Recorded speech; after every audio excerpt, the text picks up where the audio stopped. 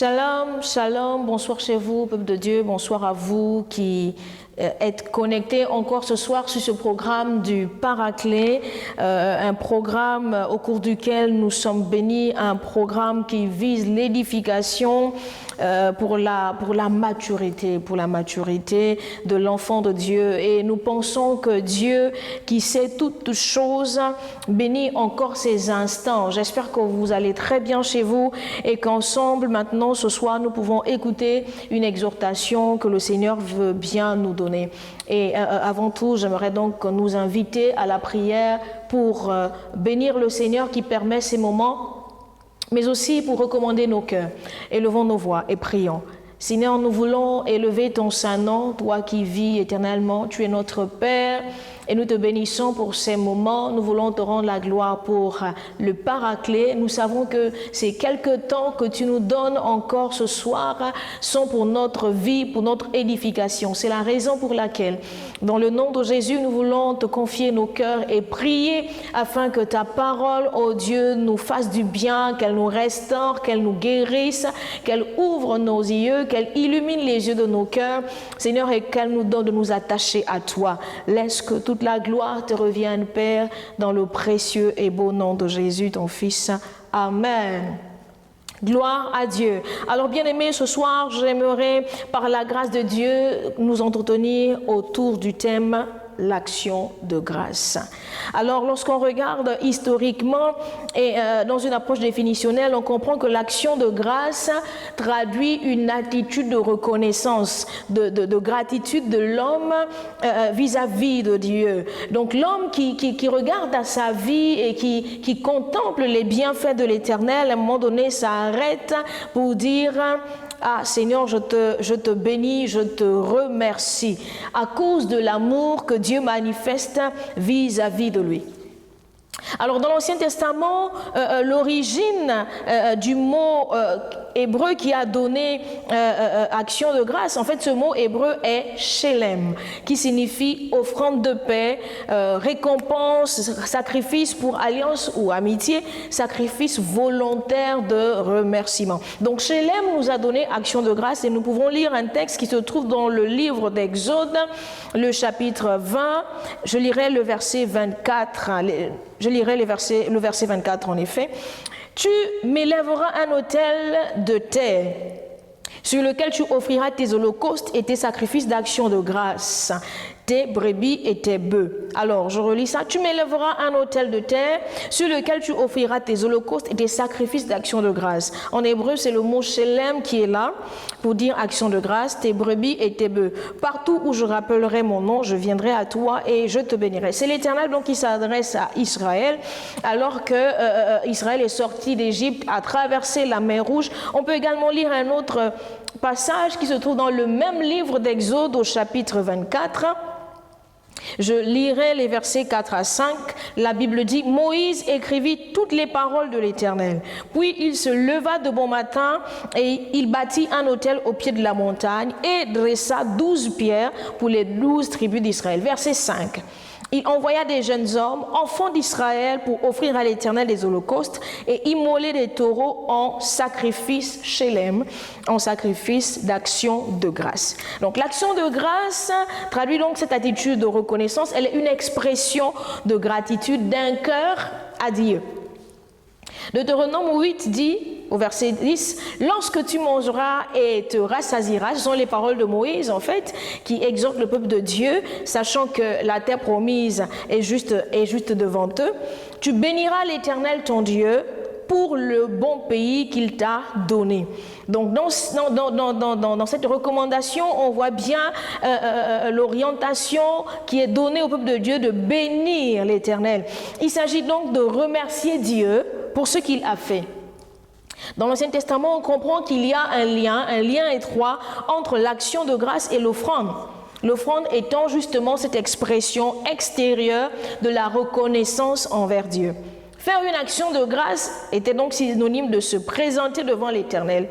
Or, il est prescrit que l'on ne se présentait pas à vide devant l'Éternel. Et on retrouve ce passage dans toujours le livre d'Exode au chapitre 34, le verset 20. Tu rachèteras avec un agneau le premier-né de l'âne, et si tu ne le rachètes pas, tu lui briseras la nuque. Tu rachèteras tout premier-né de tes fils, et l'on ne se présentera point à vide devant ma face. Alors donc il y avait ce lien-là entre l'action de grâce, qui est une intention, qui est un sentiment du cœur, qui est une expression du cœur et qui était donc matérialisée par l'offrande. Pour nous qui sommes dans la nouvelle alliance, on comprend que ce n'était pas tant pour lui dire, pour que l'Éternel, pour lui l'Éternel, que cet ordre avait été donné, mais Dieu, comment dirais-je, l'action de grâce attirait la faveur de l'Éternel sur son peuple. En effet, lorsque nous regardons les Écritures et l'œuvre du Seigneur, on se demande qu'est-ce que nous, on peut donner de particulier à Dieu, qu'est-ce qu'on peut lui apporter. Il est celui qui a donné en premier. Il nous demande donc de donner pour apprendre son caractère. Il est le premier à donner et lorsque nous également, nous faisons ce qu'il nous enseigne, nous apprenons par sa grâce à lui ressembler, et au fur et à mesure que nous posons ces actes-là de foi qu'il nous a recommandés, sa grâce nous habite pleinement. Aller devant la face de l'Éternel signifie simplement l'adorer, et on n'adore pas Dieu sans offrande. Cette offrande, pour nous qui sommes dans la nouvelle alliance, n'est pas toujours physique, d'accord? Elle n'est pas toujours physique. En effet, le livre d'Hébreux, le chapitre 13, verset 15 nous dit « Par lui, offrons sans cesse à Dieu un sacrifice de louange, c'est-à-dire le fruit de lèvres qui confesse son nom. » Nous venons donc de voir que cette expression qui, au fil du temps, a pris la seule signification de remerciement, était au départ accompagnée d'une offrande physique. D'accord ? Faire une action de grâce signifiait remercier Dieu en lui démontrant notre gratitude. En lui démontrant notre gratitude. Il était donc question de joindre à cette expression du cœur là, d'accord, aux paroles, à l'intention, une action à travers l'offrande, d'où l'expression action de grâce. Parce que l'intention de remercier était accompagnée d'une action. Dans le Nouveau Testament, en plus de l'expression action de grâce, on trouve l'expression rendre grâce, qui signifie dire merci, qui signifie remercier, comme action de grâce, d'accord? On lit dans l'évangile de Matthieu au chapitre 26, le verset 27, « Il prit ensuite une coupe et après avoir rendu grâce, il la leur donna en disant « Buvez-en tous ». D'accord? Après avoir rendu grâce. La version parole de vie dit, ensuite il prend une coupe de vin, il remercie Dieu et il donne la coupe à ses disciples en disant « Buvez-en tous ».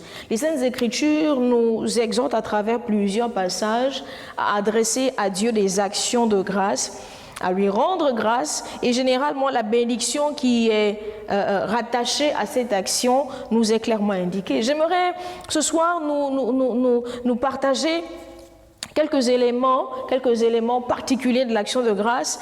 Nous avons déjà vu que l'action de grâce elle est une expression de gratitude. On veut lire un passage dans le livre de Jean au chapitre 6, on va lire un peu beaucoup. Le verset 11, la Bible dit « Jésus prit les pains, rendit grâce, d'accord, et les distribua à ceux qui étaient assis, et il leur donna de même des poissons autant qu'ils ont voulu. » Un autre passage similaire se trouve dans l'évangile de Luc au chapitre 9, le verset 16. La Bible dit « Jésus prit les 5 pains et les 2 poissons, et levant les yeux vers le ciel, il les bénit, puis il les rompit et les donna aux disciples afin qu'ils les distribuassent à la foule.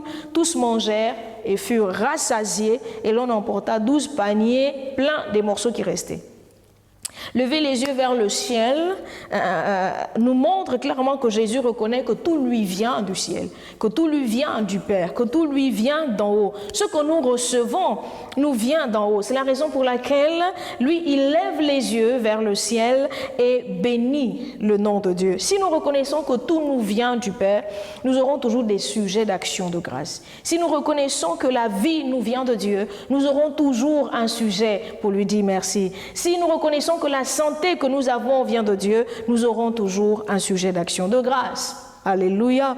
J'aimerais également parler de l'action de grâce comme expression de foi.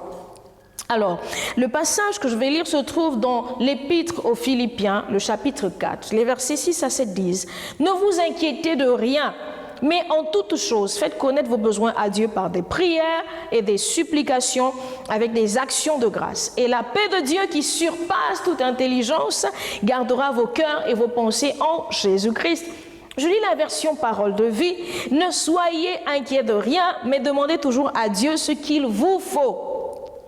Et quand vous priez, faites vos demandes avec un cœur reconnaissant. Ainsi, la paix de Dieu qui dépasse tout ce que nous pouvons comprendre gardera vos cœurs et vos pensées unis au Christ Jésus. » Waouh, waouh, waouh, waouh, waouh, waouh. Alors, il nous arrive d'être inquiets parce que nous avons des besoins, parce que nous pensons à ce qu'il nous faut et que nous n'avons pas encore. Nous pensons aux défis que nous avons à relever, ou encore parce que l'avenir nous effraie. Il nous arrive donc d'être inquiets. Mais écoutez ce que dit la Bible. Paul écrit aux Philippiens et il dit « Et la paix de Dieu », c'est-à-dire après avoir prié en remerciant Dieu. La Bible ne dit pas que Dieu va nous exaucer. La Bible ne dit pas que vous serez exaucés. Mais la Bible dit « Et la paix de Dieu qui surpasse toute intelligence », d'accord, gardera vos cœurs et vos pensées en Jésus-Christ. En fait, bien-aimés, Dieu se préoccupe plus de notre paix que des choses que nous désirons tant. En effet, ces choses que nous désirons peuvent être demain une source de tristesse, une source de frustration. Il nous est arrivé ce travail que nous avons tant cherché, cet emploi que nous avons tant cherché, au bout de quelque temps devient une source de souffrance, devient une source de frustration. Cette promotion que nous avons tant voulu, c'est ce mariage que nous avons tant cherché, cet enfant que nous avons tant cherché. En réalité, ce qui préoccupe Dieu, c'est notre paix. Ce n'est pas tant ce que nous devrions avoir, ce n'est pas tant ce que nous voulons avoir qui préoccupe le Seigneur. Ce que je comprends en lisant ce texte, c'est que la paix de Dieu est suffisante pour nous garder unis au Seigneur. Ce ne sont pas les choses de cette terre qui comptent le plus. En effet, ces choses peuvent nous éloigner de notre Père. Et dès lors que nous avons perdu la paix, bien aimés, nous sommes en danger. Il n'y a qu'à voir le nombre d'AVC, le nombre de crises cardiaques. Bref, si nous n'avons plus la paix, nous sommes en danger. Sans action de grâce, ce que je comprends dans ce passage, c'est que lorsque nous prions et que nous ne rendons pas grâce en priant, si nous prions n'en ayant pas, si nous prions sans avoir une attitude d'action de grâce, de reconnaissance, nous n'avons pas la paix. En réalité, en rendant grâce, on manifeste notre foi. On se dit, il y a déjà le miracle. C'est-à-dire que le miracle est déjà là. L'exaucement est déjà là.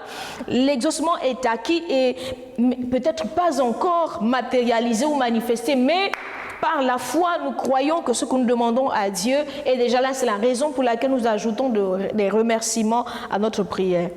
Mais sa paix nous rassure en Christ que tout va bien. Sa paix nous rassure en Christ que tout va bien. En effet, Dieu est au contrôle, bien-aimés. Lorsque nous regardons notre vie, on se dit il y a des choses pour lesquelles on ne devrait pas s'inquiéter.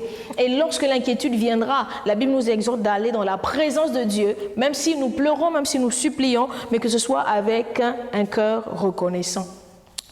En effet, dans la vie, lorsque quelqu'un vous a délivré un chèque, ce chèque constitue le gage de ce que vous allez percevoir à la banque.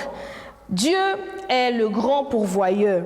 Les supplications sans action de grâce restent des jérémiades dépourvues de foi. Nous voulons donc véritablement tourner nos regards vers Dieu. L'action de grâce nous emmène à offrir à Dieu notre foi, en le remerciant de ce qu'il va faire pour que nos yeux le voient. Mais en vérité, la foi a déjà saisi le miracle et peut dire merci à Dieu. Par la foi, nous avons déjà saisi le miracle. Alléluia. Dire merci montre que nous avons donc la foi. J'aimerais terminer par ce passage, que l'action de grâce attire le miracle. Parfois, devant certaines situations, il ne faut pas pleurer ni blâmer le Seigneur. Devant certaines situations, parfois il faut juste s'arrêter et remercier Dieu, même quand nous ne comprenons pas. Lorsque nous lisons Jean le chapitre 11, le verset 41, il s'agit de la résurrection de Lazare. Nous connaissons l'histoire. La Bible dit, ils ôtèrent donc la pierre et Jésus leva les yeux en haut et dit, Père, je te rends grâce de ce que tu m'as exaucé. My God, alléluia. Et pourtant, Lazare n'était pas encore sorti du tombeau. Leurs yeux n'avaient pas encore vu Lazare sortir du tombeau. Mais Jésus savait que le Seigneur l'avait déjà exaucé. C'est la raison pour laquelle la Bible dit Jésus leva les yeux en haut. Vous savez, Jésus avait déjà pleuré. Lorsqu'on regarde les passages précédents, Jésus avait déjà pleuré. Jean 11, le verset 35. Mais après les larmes, il a rendu grâce. Nous aussi, après les larmes, devons apprendre à rendre grâce. Il faut savoir lever les yeux vers le ciel et détourner notre difficulté, d'accord, et dire, Père, je te rends grâce. Il est alpha et oméga. Il n'est nullement surpris par rien. Nous avons des raisons de lui rendre grâce. La Bible dit dans 1 Thessaloniciens, le chapitre 5, verset 18, « Rendez grâce en toutes choses, car c'est à votre égard la volonté de Dieu en Jésus-Christ. » La version parole de vie dit « Remerciez Dieu en toute occasion, c'est ce qu'il attend de vous qui êtes unis au Christ Jésus. » Alléluia. Quelle que soit la difficulté, quelle que soit la situation par laquelle nous passons, nous devons apprendre à dire merci à Dieu. Et lorsque nous avons vu la grâce de Dieu se manifester, disons encore merci. Merci, merci Seigneur. J'aimerais que nous puissions prier ensemble par rapport à cette parole. Élevons nos voix. Seigneur, je te bénis et je viens te rendre toute la gloire. Je veux faire confiance en ta parole. Je veux faire confiance à tes recommandations. Je veux faire confiance, oh Dieu, à tes préceptes. Seigneur notre Dieu, je prie pour moi, je prie pour mon frère, je prie pour ma sœur. Je prie, oh Dieu, que nos cœurs soient toujours en action de grâce devant toi. Et nous voulons apprécier ce que tu fais chaque jour dans nos vies. Nous voulons te dire merci pour ce que nos yeux n'ont pas encore vu, mais que tu as déjà disposé pour nous. Nous voulons te dire merci par-dessus tout pour l'œuvre du sacrifice de Jésus à la croix. Laisse que toute la gloire te revienne, toi qui nous apprends par le Saint-Esprit à être reconnaissant. Dans le précieux nom de Jésus. Amen. Demeurez bénis chez vous et que le Seigneur nous fasse grand bien. Amen. Personne comme toi, Jésus. Personne n'est comme toi.